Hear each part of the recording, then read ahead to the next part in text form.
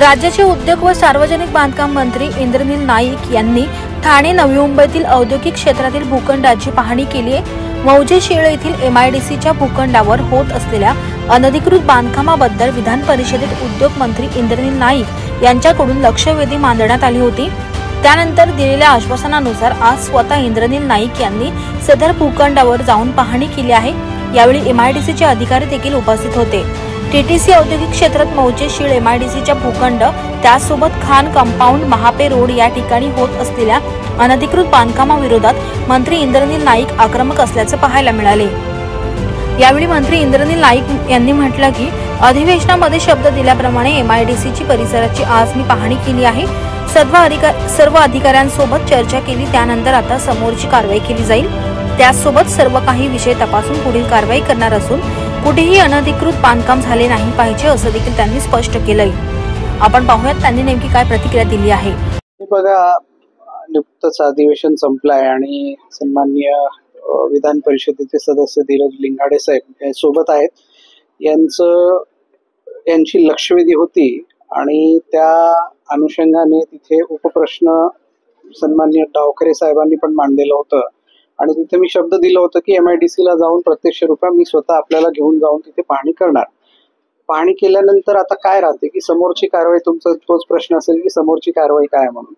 समोरची कारवाई आता सर्व अधिकाऱ्यांना घेऊन बसलो, कारण की लीगल ऍस्पेक्ट, लीगल वे सर्व काही बघूनच समोरची कारवाई करायची असते। आज उभं राहून आदेश देणं हा सोपं नाहीये, म्हणून सर्व काही ऍस्पेक्ट्स आम्ही तपासले आहेत। महापालिकेचे असतील, MIDCचे असतील, महसुली विषय असेल, फॉरेस्टचे असेल, सर्व विषय आम्ही तिथे आज तपासतोय आणि त्यांना लवकरात लवकर याचा अहवाल सादर करण्याचे आम्ही इथे आदेश दिलेले आहेत।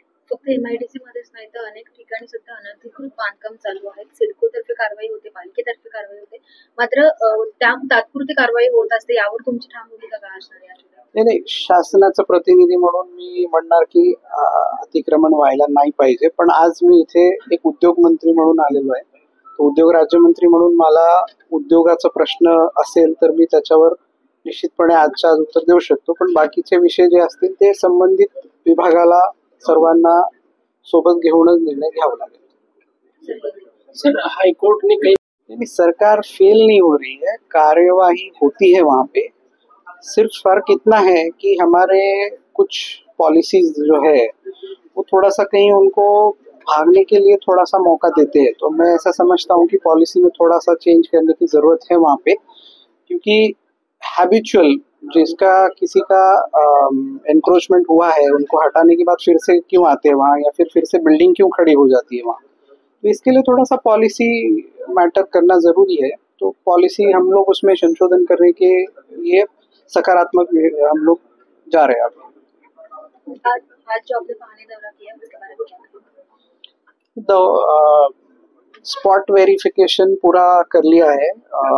जिन आमदार साहब को, जिन MLC साहब को जो प्रश्न था उनको खुद उन्होंने मुझे लेके गए वहाँ। मैंने सब अधिकारियों को उस संदर्भ में वहाँ बुलाया था। उसी संदर्भ में जो स्पॉट वेरिफिकेशन हुआ, जो कुछ भी देखा गया है, उसमें कुछ लीगल एस्पेक्ट्स अभी भी आना बाकी है, उसके लिए हम लोग वेट कर रहे हैं। लीगल एस्पेक्ट्स आने के बाद हम लोग उसके आगे की उचित कार्रवाई करेंगे उस पर।